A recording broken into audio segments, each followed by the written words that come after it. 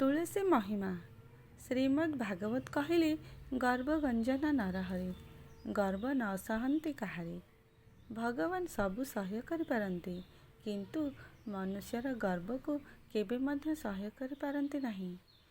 ଭଗବାନ ପୁଣି ଶ୍ରୀମଦ୍ ଭଗବତ ଗୀତାରେ କହିଲେ, ଭୁଲ ପାଇଁ କ୍ଷମା ଅଛି, କିନ୍ତୁ ଗର୍ବୀ କୌଣସି ମତେ କ୍ଷମାର ପାତ୍ର ନୁହେଁ। ଭଗବାନ ନିଜେ ଏହା ପ୍ରମାଣ କରି ଦେଖାଇ ଦେଇଛନ୍ତି। ଦ୍ୱାପର ଯୁଗର କଥା। ଦ୍ୱାରିକାଧୀଶ ଶ୍ରୀକୃଷ୍ଣଙ୍କ ଅଷ୍ଟପାଟବଂଶୀମାନଙ୍କ ମଧ୍ୟରେ ଟିକିଏ ଗର୍ବୀ ସ୍ୱଭାବର ଥିଲେ ଦେବୀ ସତ୍ୟଭାମା। ସ୍ୟମନ୍ତଙ୍କ ମଣିମାଲିକ ଶକ୍ରଜିତ ଦୁଲଣୀ ଥିବାରୁ ସେ ବହୁତ ଧନ ଦୌଲତ ଯୌତୁକ ଆକାରରେ ଆଣିଥିଲେ। ସତ୍ୟଭାମା ଅଷ୍ଟପାଟବଂଶୀଙ୍କ ମଧ୍ୟରେ ସବୁଠାରୁ ଧନୀ ଥିଲେ। ଧନ ପାଇଁ ତାଙ୍କ ମନରେ ବହୁତ ଗର୍ବ ଥିଲା। ଅତୁଳନୀୟ ରୂପବତୀ ଥିବାରୁ ସେ ସବୁବେଳେ ଚିନ୍ତା କରନ୍ତି ଯେ ଶ୍ରୀକୃଷ୍ଣ ଏକାନ୍ତ ତାଙ୍କର। ଶ୍ରୀକୃଷ୍ଣ ତାଙ୍କୁ ହିଁ ସବୁଠାରୁ ବେଶୀ ଭଲ ପାଆନ୍ତି। ଏ କଥା କୃଷ୍ଣ ଜାଣିପାରି ଦିନେ ତାଙ୍କର ଗର୍ବ ଖର୍ବ କରିବା ପାଇଁ ଚିନ୍ତା କଲେ। ସତ୍ୟଭାମା ଦିନେ ଶ୍ରୀକୃଷ୍ଣଙ୍କୁ ଅନ୍ୟ ସମସ୍ତଙ୍କଠାରୁ ଟିକିଏ ଅଧିକ ସ୍ନେହ କରିବାକୁ ମିନତି କଲେ। କୃଷ୍ଣ ତାଙ୍କୁ ପରାମର୍ଶ ଦେଲେ, ତୁମେ ଗୋଟିଏ ଯଜ୍ଞ କର। ଶ୍ରଦ୍ଧାର ସହ ସେହି ଯଜ୍ଞ ଶେଷ ହେବା ପରେ ମୁଁ ତୁମକୁ ସବୁଠାରୁ ଅଧିକ ସ୍ନେହ କରିବି। ସତ୍ୟଭାମା ବହୁତ ଖୁସି ହୋଇଗଲେ। ଦେବର୍ଷି ନାରଦଙ୍କୁ ଡାକି ସେ ସଙ୍ଗେ ସଙ୍ଗେ ଏକ ଯଜ୍ଞର ଆୟୋଜନ କଲେ। ଦେବର୍ଷି ନାରଦଙ୍କ ପୌରୋହିତ୍ୟରେ ବିରାଟ ଯଜ୍ଞର ଆୟୋଜନ ହେଲା। ଯଜ୍ଞ ସମାପ୍ତ ହୋଇ ଆସୁଥାଏ। ନାରଦ ସତ୍ୟଭାମାଙ୍କୁ କହିଲେ, ତୁମେ ପୁରୋହିତଙ୍କୁ ଦକ୍ଷିଣା ଦାନ ଦ୍ୱାରା ଶାନ୍ତି ନ କରିବା ପର୍ଯ୍ୟନ୍ତ ତୁମର ଯଜ୍ଞ ସମ୍ପୂର୍ଣ୍ଣ ହେବ ନାହିଁ। ସତ୍ୟଭାମା ଗର୍ବର ସହ ନାରଦଙ୍କୁ କହିଲେ, ଦାନରେ ଆପଣ କ'ଣ ନେବାକୁ ଚାହାନ୍ତି ମୁନିଶ୍ରେଷ୍ଠ? ମୋର ସମସ୍ତ ଅଳଙ୍କାର ଦେବା ପାଇଁ ମୁଁ ପ୍ରସ୍ତୁତ।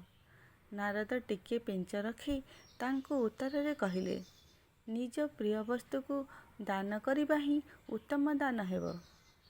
ଦେବର୍ଷି ଦେବୀଙ୍କୁ ତାଙ୍କର ପ୍ରିୟ ବସ୍ତୁ କ'ଣ ବୋଲି ପଚାରିବାରୁ ସେ କହିଲେ, ଦ୍ୱାରକାଧୀଶ ଶ୍ରୀକୃଷ୍ଣ ହିଁ ମୋର ସବୁଠାରୁ ପ୍ରିୟ। ନାରଦ ତ ତ୍ରିକାଳଦର୍ଶୀ, କ'ଣ ହେବାକୁ ଯାଉଛି ତାଙ୍କୁ ସବୁ କଥା ଜଣାଥାଏ। ଦେବୀ ସତ୍ୟଭାମାଙ୍କୁ କହିଲେ, ତେବେ ସେହି ପ୍ରିୟ ବସ୍ତୁଟି ମୋତେ ତୁମେ ଦାନ କର। ଚମକି ପଡ଼ିଲେ ସତ୍ୟଭାମା।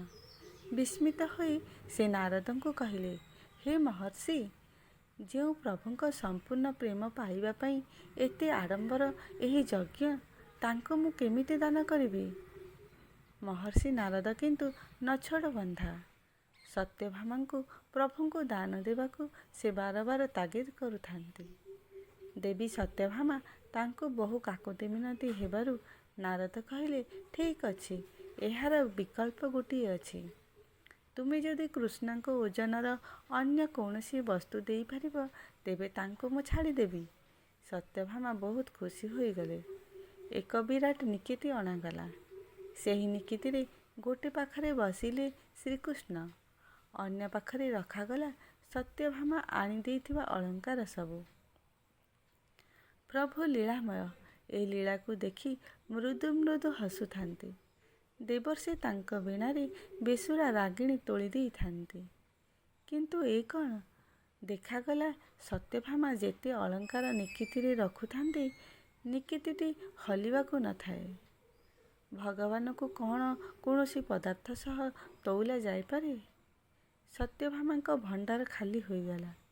ତଥାପି କୃଷ୍ଣଙ୍କ ପଲ୍ଲା ଭାରି ରହିଥାଏ। ଦେବୀ ସତ୍ୟଭାମା ଖୁବ୍ ବିଚଳିତ ହୋଇପଡ଼ିଲେ।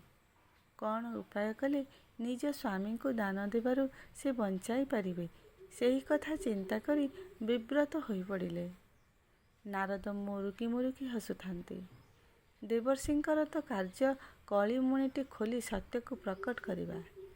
କିଛି ଆଉ ଉପାୟ ନ ପାଇ ଜ୍ୟେଷ୍ଠା ପାଟବଂଶୀ ଲକ୍ଷ୍ମୀ ସ୍ୱରୂପା ରୁକ୍ମିଣୀଙ୍କ ପାଖରେ ଶରଣ ପଶିଲେ ଦେବୀ ସତ୍ୟଭାମା। ରୁକ୍ମିଣୀ ସତ୍ୟଭାମାଙ୍କୁ ନିଜ ଗର୍ବ ପରିତ୍ୟାଗ କରି ସମର୍ପଣ ଭାବ ଆଣିବାକୁ ପରାମର୍ଶ ଦେଲେ। ରୁକ୍ମିଣୀ ତାଙ୍କୁ ବୁଝାଇ କହିଲେ, କୃଷ୍ଣଙ୍କୁ ପାଇବାକୁ ହେଲେ ନିଜକୁ ତାଙ୍କ ନିକଟରେ ସମ୍ପୂର୍ଣ୍ଣ ସମର୍ପଣ କରିବାକୁ ହେବ। ସତ୍ୟଭାମା ନିଜ ଭୁଲ ବୁଝିପାରିଲେ। ରୁକ୍ମିଣୀଙ୍କ କଥା ମାନି ଅତ୍ୟନ୍ତ ସମର୍ପଣ ସହ ସେ ଶ୍ରୀକୃଷ୍ଣଙ୍କ ପ୍ରିୟ ତୁଳସୀ ପତ୍ରରୁ ଗୋଟିଏ ଆଣି ନିକିତିରେ ପକାଇଦେଲେ। ସଙ୍ଗେ ସଙ୍ଗେ ନିକିତି ପଲା ଭାରି ହୋଇ କୃଷ୍ଣ ଉପରକୁ ଉଠିଗଲେ। ସବୁ ସମସ୍ୟାର ଅନ୍ତ ହେଲା। ସତ୍ୟଭାମାଙ୍କ ଗର୍ବ ଚୂର୍ଣ୍ଣ ହେଲା।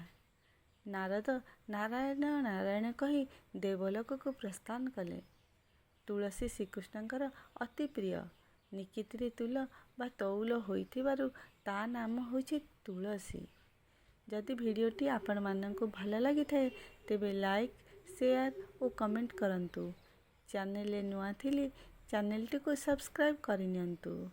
କାହାଣୀଟିକୁ ଶେଷ ପର୍ଯ୍ୟନ୍ତ ଶୁଣିଥିବାରୁ ଆପଣମାନଙ୍କୁ ଅନେକ ଅନେକ ଧନ୍ୟବାଦ।